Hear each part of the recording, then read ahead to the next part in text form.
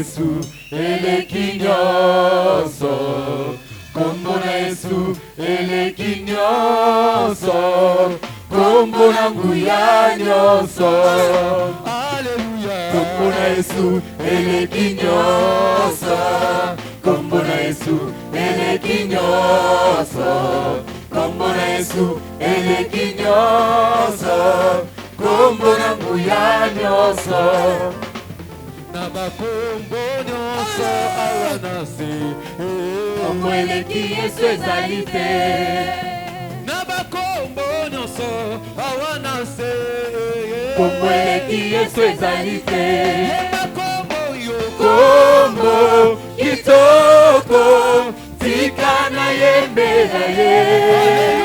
Na bakombo nyonso awanase, kombo eleki Yesu ezali te. Kombo kitoko tika na yembela ye. Na bakombo nyonso awanase, kombo eleki Yesu ezali te. Nakomba bandoki, nakomba banganga, nakomba bandoki, nasona moyo, kombo eleki Yesu ezali te. Na bakombo nyonso awanase, kombo eleki Yesu ezali te. Kombo kitoko tika na yembela ye. Na bakombo nyonso awanase, kombo eleki Yesu ezali te. Epesaka esengo, bamama kotambola, tambola na Yesu.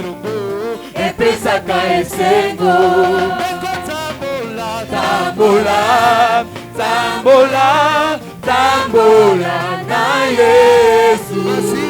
Tambola, tambola na Yesu. Epesaka esengo, tambola, tambola, tambola na Yesu. Tambola, tambola na Yesu. Epesaka esengo. Bilenge to tambola, tambola na Yesu. Epesaka esengo. Kristo to tambola, tambola na Yesu. Epesaka esengo.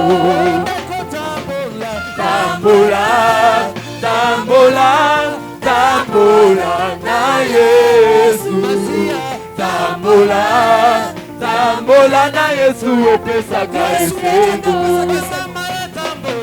Tambola, tambola, tambola na Yesu.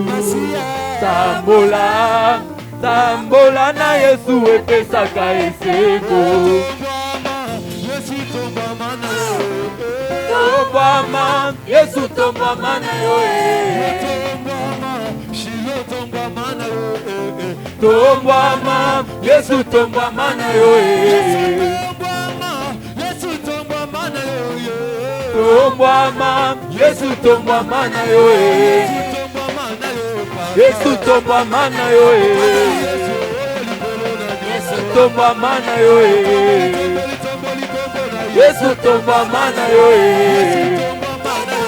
Yesu tombama na yo Yesu tombama na yo tombama Yesu tombama na yo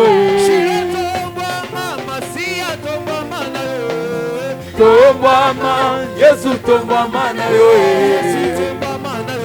Yesu tombama Yesu tombama na yo Yesu tombama na yo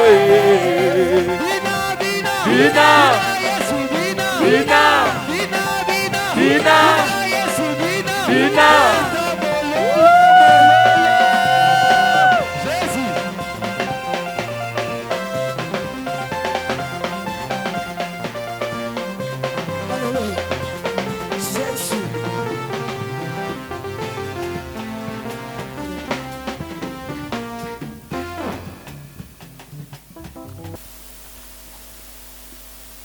Zambe azwa lokumu Je dis premièrement merci à mon Seigneur Jésus-Christ.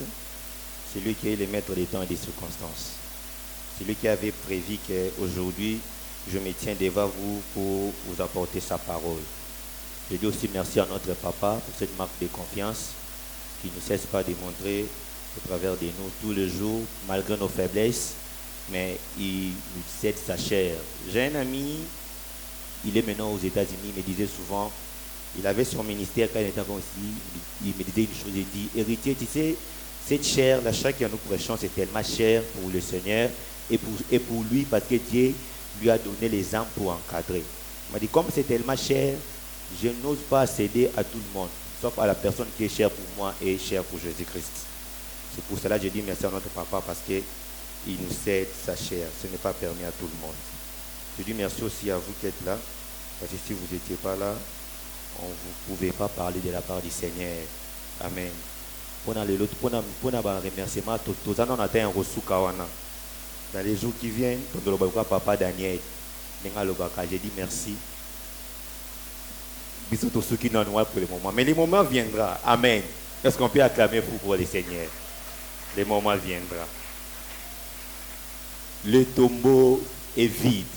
Vous savez, quand on réfléchissait pour ces thèmes, on était là en train de réfléchir pour ces thèmes, thème Nini, et un autre bien-aimé, Dieu lui a soufflé à proclamer thème Oyo, les tombeaux est vide.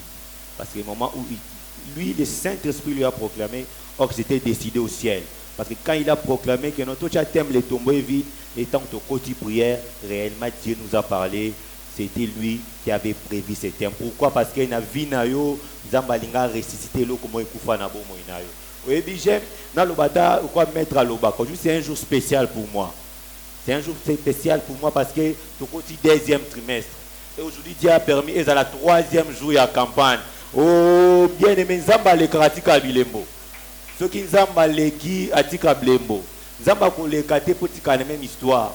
Ceux qui Zamba le ki na vinayo, et ça pour banda histoire ya sika na bomo inayo. La déclaré Zamba banda histoire ya sika na via na bomo ya mutu moko. Sans plus tarder, on va prendre nos Bibles. Nous sommes dans le livre de Jean, chapitre 19, verset 28 jusqu'au 30e verset. Les deux derniers chapitres, versets. Jean, chapitre 19, verset 28 jusqu'au 30e verset. Je lis au nom du Seigneur. Après cela, Jésus qui savait que tout était déjà consommé, dit, afin que l'écriture fût accomplie. J'ai soif. Il y avait là une vase pleine de vinaigre. Les soldats ont pris une éponge et l'ayant fixée à une branche d'hysope, et ils s'approchèrent de sa bouche. Quand Jésus eut pris le vinaigre, il dit, tout est accompli, et baissa sa tête et rendit l'esprit. Amen. Éternel, je te bénis pour ce moment. Sois le maître de tout. Je m'oppose à la force union sur la sorcellerie. Na s'oppose na zuki bokonzi likolo na kombo na Yesu. Cette histoire nous parle de l'histoire de Jésus-Christ avant sa mort. L'histoire de Jésus-Christ avant sa mort. Comment Christ lui-même il s'est laissé mourir entre les mains de Pilate. La Bible, cette histoire nous parle de Jésus-Christ, comment il s'est laissé lui-même mourir entre les mains de Pilate. Vous savez, Pilate, bien sûr, Pilate a vu pour continuer à pécher mais qui est il y a bateau bakotambola mabe ya kopendre bango. Azaki na pouvoir wana o constitution na bango bande ko pécha ye ya ko pécha ordre pour ba pendre bateau. Mais pas Yesu Masia, ils ont pouvoir ya Pilate yemoko sonné pécha mais qui est. Mais c'était Nzambenda décida que Christ a kufa jour wana. C'est pour ça même si tu continues dans passage joint total là, tant ba Christ na croix a kufa na nouté. Et puis les soldats baye baluki moyen ni ba achever bango misato.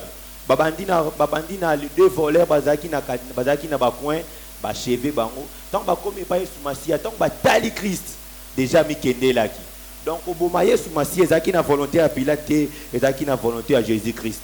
Na déclaré na bo moina yo suka ya vi na yo ezala volonté à badouter, mais avantage Yesu Masia. Suka ya vi na yo et à la volonté à douter, mais à la volonté à Massia. Parce que sous que Jésus-Christ était humain, et à qui volonté à Pilate, il y a Pilate, et à qui volonté à Massia. Il y a même des soldats qui pourquoi Akoufi avant Akoufa. Des soldats qui Jésus s'est laissé mourir entre les mains de Pilate. Pourquoi? Parce que Christ il avait fini sa mission. Jésus s'est laissé mourir dans le Pilate parce qu'il a assisté à une mission. Avant même, quand il a assisté à une mission, Pilate a dit comment il va échapper.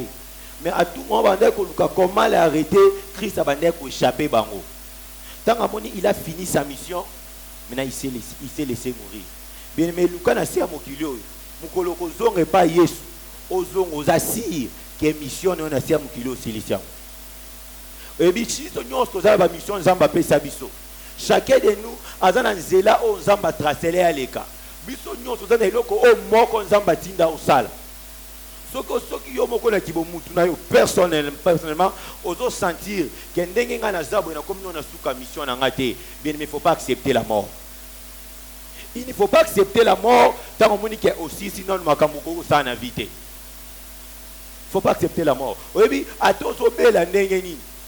Ceux qui ont malaka, bilaka, au moins 2 mois en hôpital, 3 mois, à chaque jour, maladie des os s'aggraver. Mais ceux qui m'ont dit, oh, Zamba, n'acceptent pas la mort. Parce que Jésus-Christ, ton pilote a ligné à Kangaye. Le coup, la mission a été abandonnée pour échapper. Il a déclaré, il y a une campagne, il a échappé. Na campagne na semaine makasi ya échapper banguna na yo bakoya na bango mais bakokoka te pourquoi mission na yo esili na nuté mission esili na nuté mission esili na Jésus avait sa mission. Vous savez la mission de Jésus-Christ sur la terre ezaki akende ko récupérer ba avantage on zamba pe sabiso. A qui est récupérer autorité au Yesu appelle sa biso. A qui est récupérer bah bien 11 ans appelle sa biso. Oui, mais dans le jardin d'Éden quand Dieu a créé l'homme et la femme. Genèse chapitre 3 verset 1 à 10 cause attends on va lire même à la maison. Mais je vais bien vous relater l'histoire. Dans le jardin d'Éden quand Dieu a créé l'homme et la femme, après ça il y a 3 choses. Il y a qu'à cultiver, il y a qu'à cultiver. Et puis deuxième chose garder et puis le quoi na bénir bango avec badaki na mission yako cultiver yako garder et puis yako liango comme une bénédiction pour eux. Dieu a créé l'homme et la femme pour vivre en communion na ye. Dieu a créé l'homme et la femme pour pas aller en communion na ye. Mais le plan du diable c'était de kolongola biso pembe na Yesu Masia pour récupérer les choses que Dieu avait placées en nous. Bien, mais na kati non zamba placer ba potentialité ya bien. Na kati non zamba placer autorité. Na kati non zamba placer richesse. Mais projet diable ezani alongolo mosika Yesu Masia. Pourquoi? Parce qu'il y a bénéficié nango. Oui, na kati ya jardin d'Éden, ni t'était dit l'homme a péché te alinga en autorité sur le diable. Na kati ya jardin d'Éden. Ceux qui Adam et Ève, ba péché qui te, benga diable linga son autorité likolo na bango te. Yango diable qui maïe na mabe a poussé bango ba péché pour retirer pouvoir au nzamba tcha na kati na bango. Mais na kati non nzamba tcha ba promesse à malam. Mais moi mo lié lukanini et séparé na Yesu Masia pour ya so contrôle na bomo ina yo. Moi je dis lukaka et tu usika nzambe pour ma bénédiction nzamba pesa yo ye a régné na yango. Oyebi Christ a été dépouillé à la croix. Un jour Christ a envoyé ses disciples bakendo teya. Donc bakeba tei et bando le clabon bazo teya bademo bazo kima. Donc bazongi. On va pesa message que to tei 100,000 âmes babongo motema. Ba pour la bangwana ezaki le côté ezaki grave parce que bademo babande ko kima. Même les démons nous ont soumis. Mais pas Yesu Masia. Ce qui était important, le coup là, son malam, comment minalola. Yesu Masia a dit, je voyais Satan tomber du ciel comme une éclair. Mukolo oh Yesu Masia bandé comment na Satan tombaki, c'était pas les jours où bango ba bengana ki. C'était les jours où diable avait péché et Yesu Masia bengana ki. Mais bango ba somo nango dans le présent. Mais je voyais Satan tomber du ciel. Donc vous avez le pouvoir ya kobengana ye. Mais vous avez le pouvoir ya kotele mais la bandoki ya famille na yo. Vous avez le pouvoir à côté de la bande qui a venu na yo. Vous avez le pouvoir à côté de la bateau bateau lukamabe pour na yo.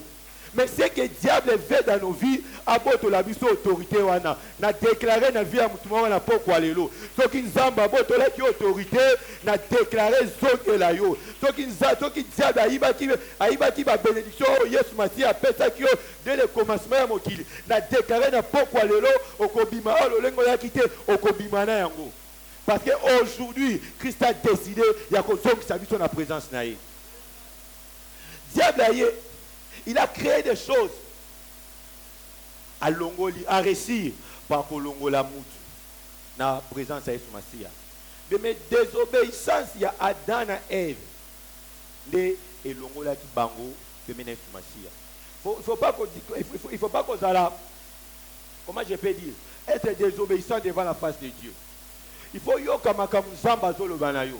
Otambola na nzela o nzamba zolo banayo. Osala makamu nzamba zolo banayo. Atuma bana kotambola na volonté ya Yesu Masia. Ozala nzela o Yesu alingi ozala. Ozala nzela o Yesu alingi ozala. L'homme après avoir péché, il a perdu son autorité devant les diables. Mais même si à un moment pour na bateau babotama na famille chrétienne, oyamanza metango zaki mwana mke gloire à Dieu nzamba pambola yo. Mais biso on se botama na biso na ba famille oyo papa qui ndara boye, maman qui ndara boye, il y a un moment to tambola na bandenge na biso. Pendant ce moment on est au tambo en derrière la volonté de Nzambe, diable aiba to autorité na biso. Moment on est au tambo en derrière la volonté de Nzambe, diable a resiraki ko détourner biso na chemin au Nzamba placer kata bomo na biso. C'est pour ça que n'a aucun peu Kolanda comme notre frère Elie avait prêché hier. Les besoins du diable, les arcanines, tout existait, mais tout vivre était. C'est que le diable cherchait et pas Adam et Ève. Va exister dans Bango, mais va vivre était par rapport à la bénédiction. Oyo, ça m'a placé dans Bango.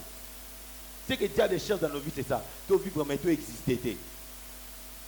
Mais pourquoi Christ est venu? La Bible dit, on vient de lire ici, la Bible dit, quand Jésus prit le vinaigre, il dit, tout est accompli. Maintenant, c'est ici que nous allons tirer notre sous-thème. Les résultats de la croix de Jésus-Christ. Les résultats de la croix de Jésus-Christ. Bien, mais j'ai essayé un peu de chercher dans le dictionnaire. C'est quoi les résultats? Les bénéfices de tout ce que tu es en train de faire. Les bénéfices de tout ce que nous sommes en train de faire. C'est ça les résultats. Oh, et donc, on au sale. Et donc, après avoir acte opposé, il y a un résultat. Les résultats de la croix de Jésus-Christ. Bien, mais c'est que pourquoi Christ est venu? Pourquoi Christ est venu? Comme j'avais dit, Zamba créa qui moutou. À la communion, naïe. Mais le diable est venu à Longoli moutou dans la présence de Yesu Masia. Maintenant, ces jours, nous sommes en train de parler de la Pentecôte, de la mort de Jésus. Oui, la croix est venue avant la résurrection. La croix est venue avant la résurrection. Christ était mort avant de l'enterrer. Il était mort depuis la croix. C'est dans la croix, tout est accompli. Oui, tout est accompli en Zambézani. Babi tong baba latissier douana ba betier ba c'était à mon ganobi ici j'ai fini ma mission, il faut na zonga à proclamer parole moko o ngai na yo tozo, il faut to kangamana yango, tout est accompli. Oui, tout est accompli par Zambézani. Tout est accompli et ça ko la panier o. Panier où tout est accompli. Yesu Masia sali munanga de jardin de après ces nyons ça qui n'ont besoin. Mais diable a longolé libanda volonté ensemble. Maintenant Yesu Masia a na croix. A na pas tout est accompli. Atali mama rit. Nzamba créa ki ozala raboete, ozala na mbongo. Mais diable na ki malé na yiba ki mbongo. Nzamba ke pas mama rit te, ma ke pas diable a récupérer mbongo wana, a déposer wana panier tout est accompli. Aye pas frère mbo. Abinzamba sala oboete. Il faut tant aussi ça va classe. Mais diable a eu diplôme na yo. A récupérer diplôme mais pas diable. A déposer dans la panier tout est accompli. A quête la maman non Nzamba créé au été. A créé au demeuré célibataire teti lelo. Libala no ezapi. A tiki maman wana. A kepa mutu aibaki parce que dans la vie aza capable de resala nyonso. A Akepa mutu ayibaki yango, azui yango, a déposé yango na kati ya panier, tout est accompli. Atali non, na créé na sa Naomi po bela kabela kate, nani ayiba santé na ye. Ake atiki Naomi, akepa mutu azwa santé Naomi, a récupéré santé Naomi, aya déposé yango na kati ya tout est accompli. Elle a monné ainsi sinon ça dit maintenant tout est accompli. Bien mais on a la possibilité il y a qu'on récupérer parce que Christ il a dépouillé diable. Il faut vivre beauté. Dans quatre panier tout est accompli. Nous ça a eu ezali. Alléluia. On a quand même fort pour le Seigneur. Bien mais Zamba tali. Yesu Masia tali. Abi non na ko tika libre beauté. Il faut la récupérer. Oya ye na pesa ye a déposer ngo na kanya panier ya tout est accompli. Et puis maintenant ezasuko o etika ezasuko faute na biso. Et puis nzamba ko kamwa na lola abiyo na sala ko bala na 30 ans. Mais so o commenti parce que o récupérer quitter na kanya panier tout est accompli. Et puis là ba mutu suko nzamba zo mona yo boete. Nzamba zo mona boete. Nzamba bina ko to kenelola. Nous avons dit que il fallait que nous lupangu na 29 ans. Mais si nous avons lupangu parce que aujourd'hui conscience était, il y a pour récupérer lupangu na yo na pani à tout est accompli. Mais maintenant il y a des choses que ça la kebiso to que ne ko retirer parce que Christ a ça la nion son croix. Il a tout fait. À ça la nion son croix. Il y a des choses où est-ce qu'on peut permettre ngai na yo to que ne ko na kati panier à tout est accompli. Na zongi ne bande na biki na bini. Diable yaki akaboli biso na Yesu Masia. Mais Yesu Masia tika kena ba bien na biso te a récupérer yango azongisi yango wana. Maintenant c'est à nous de prendre. Il y a beaucoup de choses dans la bande comme ça la exhortation nous préparer méditation. Dans un point belé mais cause y attend. Non, le baka deux choses. Première des choses je voulais parler. Avoir une alliance personnelle avec Jésus-Christ. Oui, mais si vous bénéficier, ou récupérer, santé oyayo, il faut avoir une alliance personnelle. Yona Yesu Masia. Si vous récupérer, mbongo oyayo, o diable ayibaki, o Yesu Masia azwakiango, il faut avoir une alliance personnelle. Yona Yesu Masia. Lisons Luc chapitre 13. Luc chapitre 13, versets 10 à 16. Je lis au nom du Seigneur. J'étais enseignant dans des synagogues les jours du sabbat. Et voici, il y avait là une femme possédée d'un esprit qui le rendait infirme depuis 18 ans. Elle était courbée et ne pouvait pas du tout se redresser. Lorsqu'il a vu Jésus, il lui adressa la parole et lui dit, « Femme, tu es délivrée dans ton infirmité. » Et il lui imposa les mains. À l'instant, elle se redressa et glorifia Dieu. Mais le chef de la synagogue, indigne de ce que Jésus avait opéré, cette guérison un jour de sabbat, dit à la foule, il y a 6 jours pour travailler. Venez donc vous faire guérir ces jours-là, et non pas les jours du sabbat. Hypocrite, il répondit le Seigneur, est-ce que chacun de vous, les jours du sabbat, ne détache pas la crèche, son bœuf ou son âne pour l'amener boire? Et cette femme, qui est une fille d'Abraham, est-ce qu'il y a une fille d'Abraham que Satan tenait liée depuis 18 ans? Ne fallait-il pas la délivrer les jours ne fallait-il pas la délivrer de cette chaîne les jours du sabbat?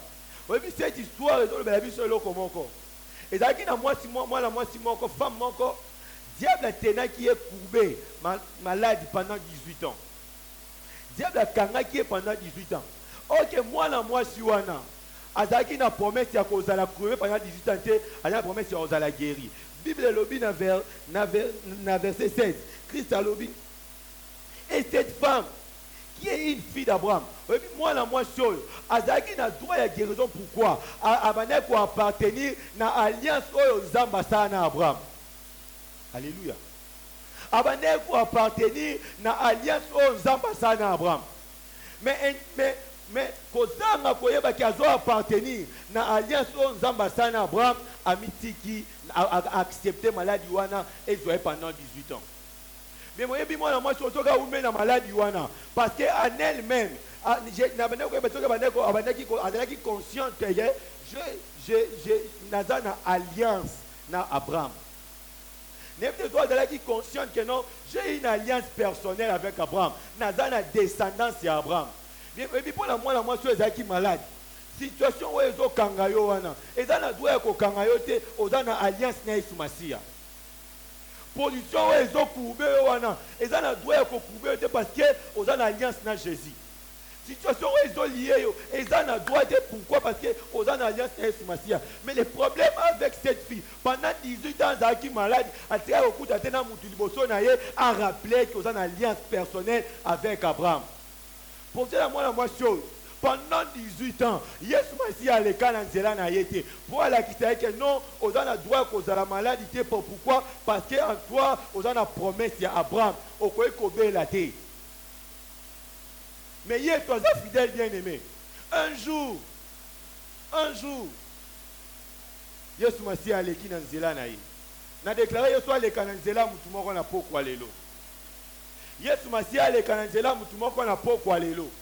Évidemment, Yesu Masia qui dans Zéla na ye a brisé la loi Israël qui est établie.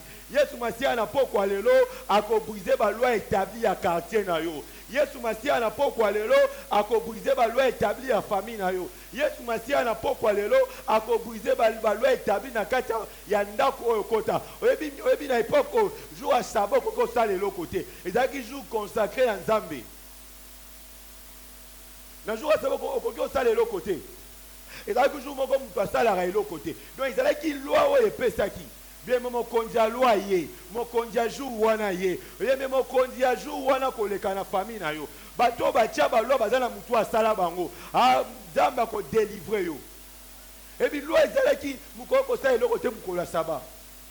Mais mukolo wana mutu asala ba loi a décidé à briser loi wana. Mais mutua sala qui ba loi ya mokola saba a décidé à briser ba loi wana. Et bon ba loi ba tamuki ba sali pona yo. Ce qui Yesu Masia a décidé, nanya ko empêcher. Problème à moi la moi c'est qui pendant 18 ans Yesu Masia le kan zela na été. Mais mokolo Yesu Masia le kan na zela na ye. N'est-ce pas ça une minute.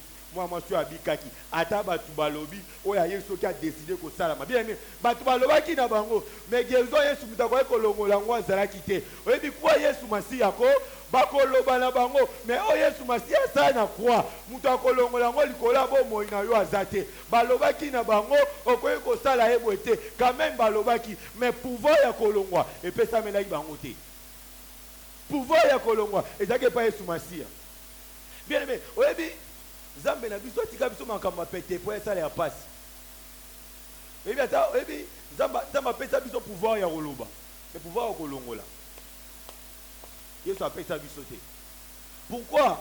Parce que ayebaki o wana bino bokoka kolongola ngote. Il faut ka yemora longola ngo. Appelle ça pouvoir ya koloba likola mu. Mais ya kolongola, il faut ka yemora loba. Appelle ça ba tout pouvoir. Bien mais donc là pouvoir koloba. Il maloba na ye là pouvoir koloba. Mais ce qui diable lobi na vie na yo. Muta kolongola ngo za Nzambe. Atando ki alobi. Muta kolongola ngo za Nzambe. Yango atando ki ngaba beti mutu mbasu. Donc il y a seulement kolongola ngote parce que azana pouvoir wala te. Mais Yesu Masia azana pouvoir ya kolongola mbaso ba beta na Chine, pouvoir kolongola ngo na Congo ezali. Maladi ba beta na kati ya mboka na bino pouvoir kolongola ngo awa na Kine ezali. Mais to bondela pona mutu moko boy. To bondela pona mwana mwasi moko boy. C'est à moi tout ce côté de la tête prier quoi il peut to kenene na kati na. Et c'est quand vous allez tomber au sambe dans sambe libo mongo moko lobi. Balobana bakoloba na bango me bazani le sans effet. Mongo moko lobi bozana droit ya kobengana ngate parce que nazako ko na bango na kufa bakundanga na mboka. Quelles conditions? Bo bengana mutu aza vite makufa. Abi nazako ko na bango na kufa na za na mboka. Donc bwana droit ta kolongolanga. Abito azamu to famille azamu to famille na binote to ebisie azamu to ya famille ya Yesu Masia de mais comment mutu famille ya Yesu Masia na ekulusu to ebisie azamu to famille ya Yesu Masia abino to yokana sobolinga bima il faut comme gizengi to bi ozana ba onjonction au pesa bisote parce que Yesu Masia a la promesse à gizengi te Tolobana sort au nom de Jésus Abima Kenda. Et puis cette sœur aujourd'hui, elle est servante de Dieu dans l'église Nabango. Mais batu ba kolobana bango mais ba kosala eloko te. Jour o batu ba déclara. Ba déclara. Nous allons pouvoir à quitter. Et nous allons connaître le ballon d'Aka Yesu Masia. Na déclaré au nom sur Baloba na bon moyen na pourquoi les autres tikayo. Alléluia. Peut-être Yesu Masia a décidé nous allons longolango azalité. Comment avoir une alliance personnelle avec Jésus-Christ? C'est donner notre vie. Et puis ça m'améliore na pourquoi les lots. Avoir une alliance personnellement avec Jésus. Bien aimé, nous avons dit que mais volontaire diable. Et ça va tout cabouaner sous ma scie. Confinement, c'est une condition pas si. Souffrez dans ce côté de l'eau pour la haine. Souffrez vraiment. Donc, alliance sous ma scie, ça va permettre de récupérer nos biens. Pour sous ma scie à Botola, dans ma bouche diable. Na annoncer une bonne nouvelle na pourquoi les Kobimanayo oignon so lukaka eza na kati ya panier ya tout est accompli okozonga na yango na pourquoi les okozonga mevité okozonga lolenge ya kité Yesu Masia moko te yaka na présence en Nzambe pe azongi lolenge ya yaki. Deuxième point, je voulais nous parler, marcher dans la volonté de Dieu. Mais bien, le premier point, j'ai parlé d'avoir une alliance personnelle avec Jésus. Deuxième point, marcher dans la volonté de Dieu. Mais moi, si vous avez la volonté de Jésus Masia, au Kobu, il a autorité dans yoté. Si vous avez la volonté de Jésus Masia, au Kobu, il a bénédiction dans yoté. Et là, c'est là qui a dans la haine. Babu, il m'a pas emboli, on m'a fait ça qui bango. Parce que ma tambola qui en dehors, il y a volonté de Jésus Masia. Marcher dans la volonté de Dieu nous permet de ne pas tomber dans les tentations que le diable met devant nous. Mais si on tombe dans la volonté de Jésus Masia, Satan a créé un piège, mais il a construit un temple colomoroté. Si on tombe dans la volonté de Dieu, il a proposé une machine à bango, mais on a tate. Si on tombe dans la volonté de Dieu, il y a des gens qui n'ont rien. Le cause dans la volonté de Dieu, Dieu va épargner. Tout le monde a la volonté de Dieu. À table côté lié réunion. Et là, comment on te ressemble à la boue moïnayo. Marcher dans la volonté de Dieu. Dieu a placé Adam et Ève dans le jardin. Avec plein de pouvoir. Mais quand on a la volonté de Dieu, diable a récupéré. Diable a récupéré. Mais marcher dans la volonté de Dieu nous pousse à faire des choses. Marcher dans la volonté de Dieu nous pousse aussi à prier. Si tu as la volonté de Nzambe, tu as la volonté de Dieu. Marcher dans la volonté de Dieu va nous pousser à prier. Mais si tu as la volonté de Nzambe, tu vas proposer au Likam avant d'accepter au Sambé. Si tu as la volonté de Nzambe, tu vas cop moko avant ça la mort au Sambé. Donc marcher dans la volonté de Dieu nous pousse aussi à prier. La parole de Dieu, on peut lire un peu Luc 22, Luc 22, 39.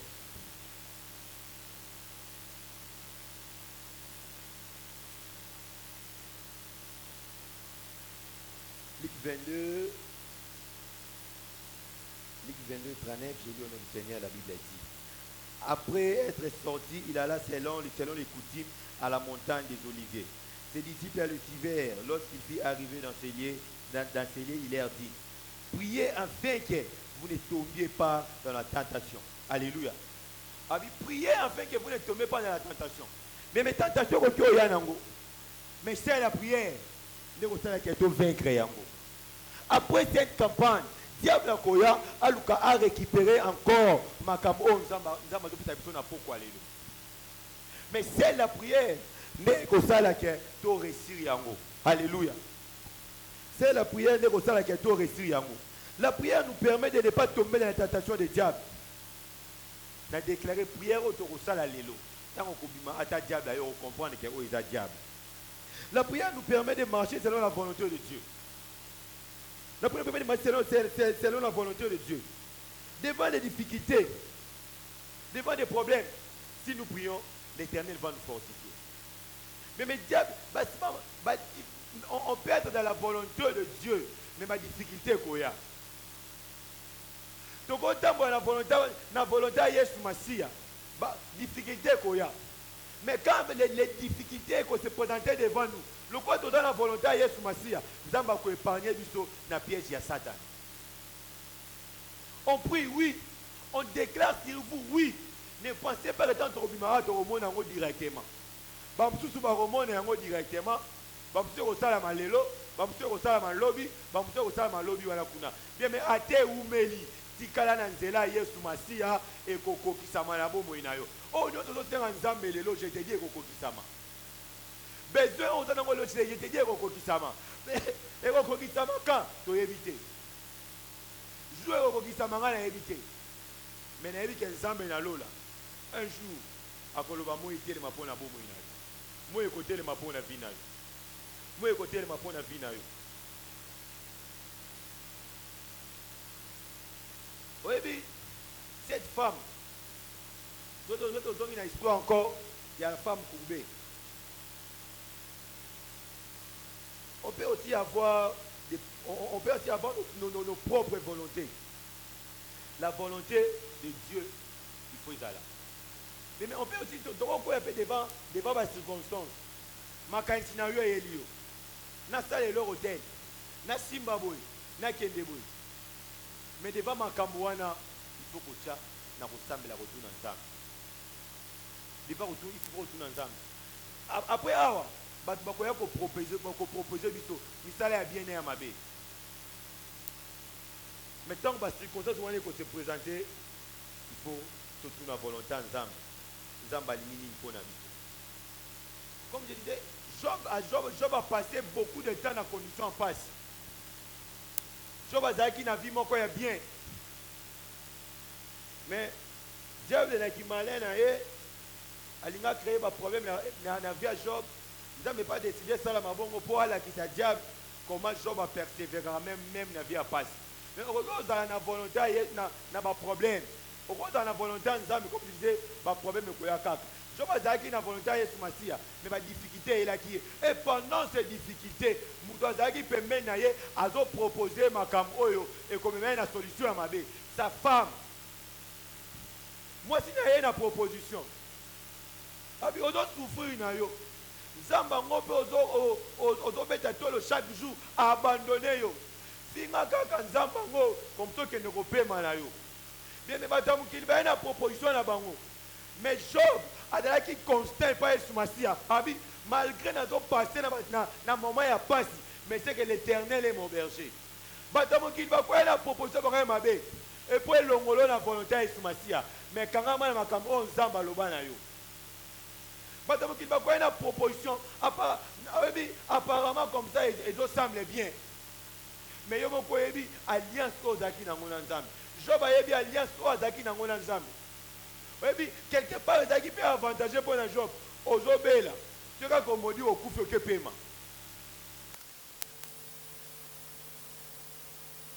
Ozobela.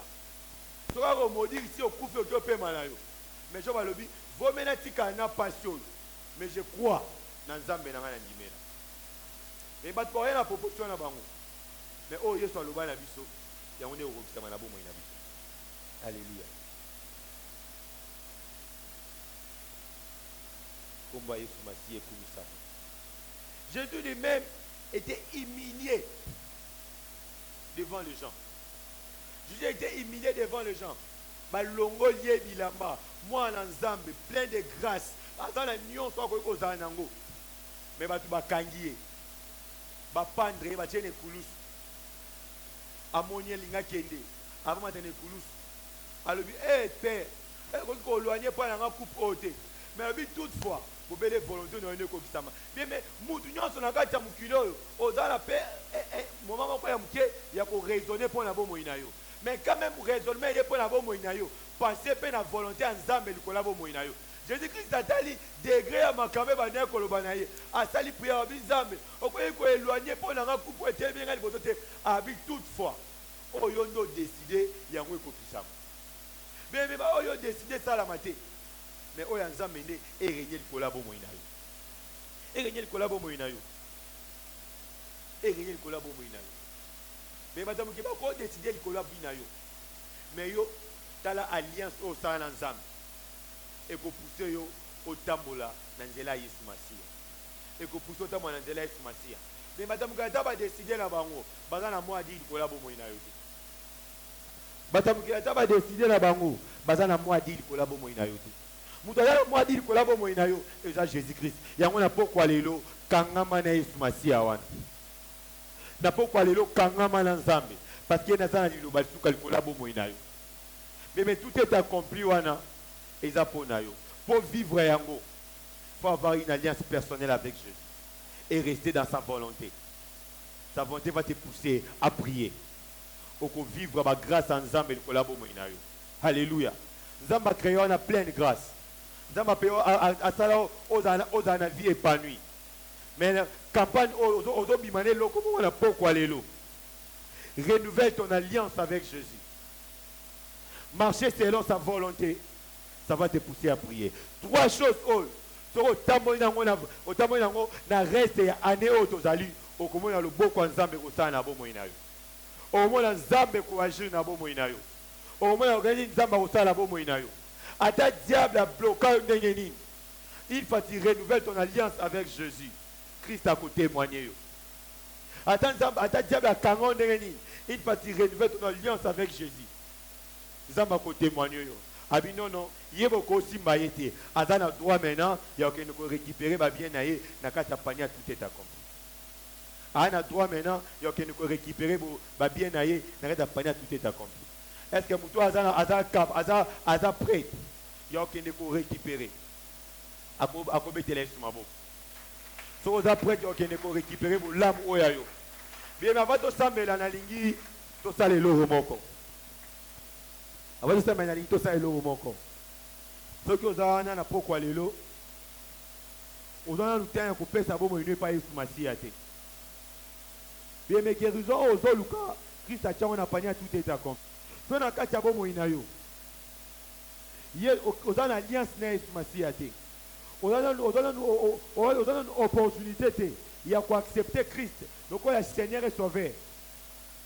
Dans les cas que vous allez au ça la prière, on va y côté la montée manangai. Et si vous avez appelé sur quelques minutes, le banzambe côté la montée manangai. Bien mais ce qui peut si vous allez, au moins que au yamaki na yo Yesu, mais tambole na yo zala qui bienté. Le moment est arrivé à renouveler alliance na yo pa Yesu Masia. Et si vous allez le banzambe, na pourquoi lelo, na ngina renouveler alliance na ngai pa na yo. Na pourquoi lelo, na ngina renouveler alliance na ngai pa na yo. Mais au moment où epé samelio, occasion epé samelio, il y a qu'on renouveler alliance na yo pa alliance na Yesu Masia. Alléluia. Alléluia. Merci Jésus. Merci Jésus. Est-ce qu'on peut acclamer fort pour le Seigneur? Dans aux autres, mettre amour aux autres éléments. Vous voyez, à la croix, tout est accompli. Yesu Massi a déjà tenu son carte à panier. Maintenant, c'est à nous de les récupérer. Dans les autres éléments. On va la réalité aux autres vivre. Zamba qui est là, on a la condition, on a la molelo. Dans les autres, kanda molimo kobimakati na yo. Condition, on a la molelo. Et dans condition, on les a, diable linga ko vivre bongo. Mais pas Zamba linga qui est à la bongo te. Alléluia. Alléluia. Alléluia. On va la koyoka kanda molimo mo sant. Ils ont poussé yo, ont récupéré, ont zambé après ça pour nayo. Bien mais tout bon là. On doit na repousser d'abord volontaire batunabo moinayo. Bana ko repousser volontaire batunabo moinayo. Oui, volontaire zambé za likolo nayo. Mais diable n'est pas dans la volonté pour abimisa encore dans le renouvellement de l'alliance où tu as na pourquoi lelo. Yango to wana ko repousser volonté à diable, bana ko repousser volonté à diable na bo moinayo. Oto repousser volonté à diable na bo moinayo. ozo repousser volonté ya Satana na bomoi na yo. Volonté nyonso ya Satana ozo repousser yango banda koboya loba nazoboya volonté ya diable na bomoi na nga nazoboya volonté ya Satana na vie na nga oyo nyonso diable abongisi mpo na bomoi na nga nazoboya yango ozo repousser volonté ya Satana ekokisama te na bomoi na yo. Loba na bomoi na ngai volonté Satana ekokisama te na bomoi na ngai volonté Satana ekokisama te na bomoi na ngai volonté diable ekokisama te ozo repousser yango alléluia alléluia ozo longola bavoye nyonso o diable akotiala nzela na yo mpona bapousser yo olongwa na volonté ya Yesu Masiya bavoye nyonso diable akotiala nzela na yo ozolongola bango bato nyonso diable akotepose na nzela na yo baya na baproposition ya mabe baya na makanisi ya mabe ozochasse bango ozopengana bango bato nyonso diable akoya kopusa liboso ya bomoi na yo mpona batinda yo otambola mabe mpona bapropose banzela mabe ozolongola bango ozolongola banda korepuse bango na chemin na yo loba na bomoi na ngai nazobengana banvoye nyonso ya Satana bien ozosala mabongo lolenge ozosambela ozosala mabongo ozorepousser banvoye nyonso ya diable